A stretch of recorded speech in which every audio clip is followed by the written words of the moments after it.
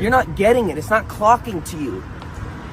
It's not clocking to you that I'm standing on business, is it?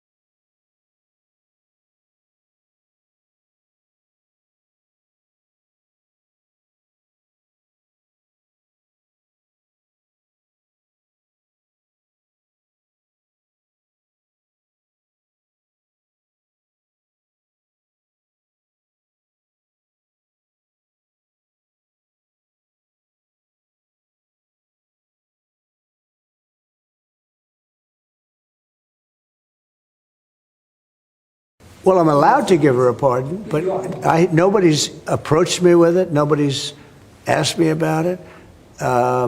It's in the news about that aspect of it, but right now it would be inappropriate to talk about it. Would you consider a pardon or a commutation for Ghislaine Maxwell? It's something I haven't thought about. It's really something. I'm allowed to do it, but it's something I have not thought about. But you wouldn't rule it out. We have to get to some breaking news in the Jeffrey Epstein saga. We've just learned that Epstein's convicted associate, Ghislaine Maxwell, has been moved to a different prison. NBC's Ken Delanian is following this for us. Ken, what exactly do we know?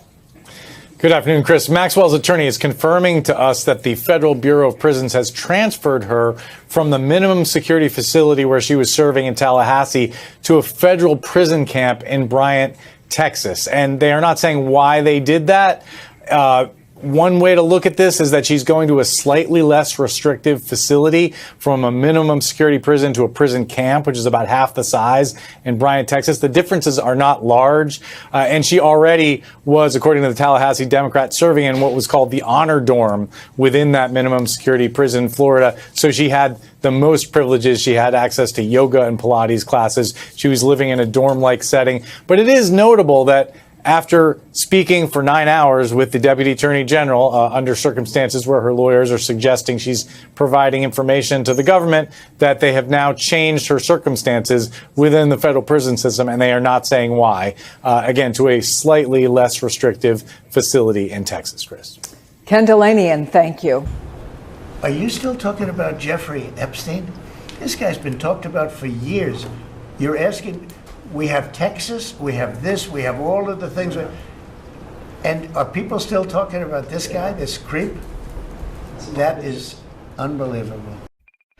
He is rebuking the base, like almost like spitting in their face. Like they are asking for it. He campaigned on it. He puts Bongino and Cash in there, which might be the stupidest thing in the history of the world. Like, why would you put the two guys that have nonstop pounded the pavement talking about how we're going to expose this Epstein thing, and the second they get in there, like, you better shut the up. Yeah, to shut him up. Go on Rogan, lie.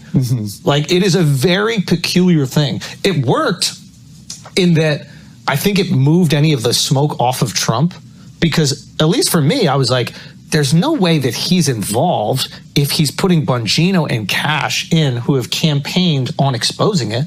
Like, why would you hire those guys or appoint those guys, right? So I'm like, he can't be.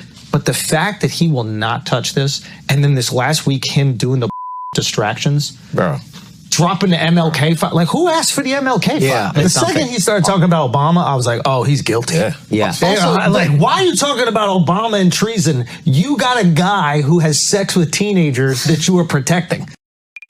The Epstein stuff is so crazy because when Kash Patel was on here and he was like, there's nothing. And I was like, what are you talking? Yeah. I didn't even know what to say. My thought was, and people are like, why didn't you push back more? My thought was like, I'm just going to put this out there and let the internet do its work. Because there's nothing I can... The guy's saying there's no tapes, there's no video. That doesn't make any sense. Everyone knows it doesn't make any sense. The whole thing was nuts. And then he's like, well, we have a film. We're going to release that film. And the film has all minute missing from it. Yeah. Like, do you think we're babies? Like, what is this?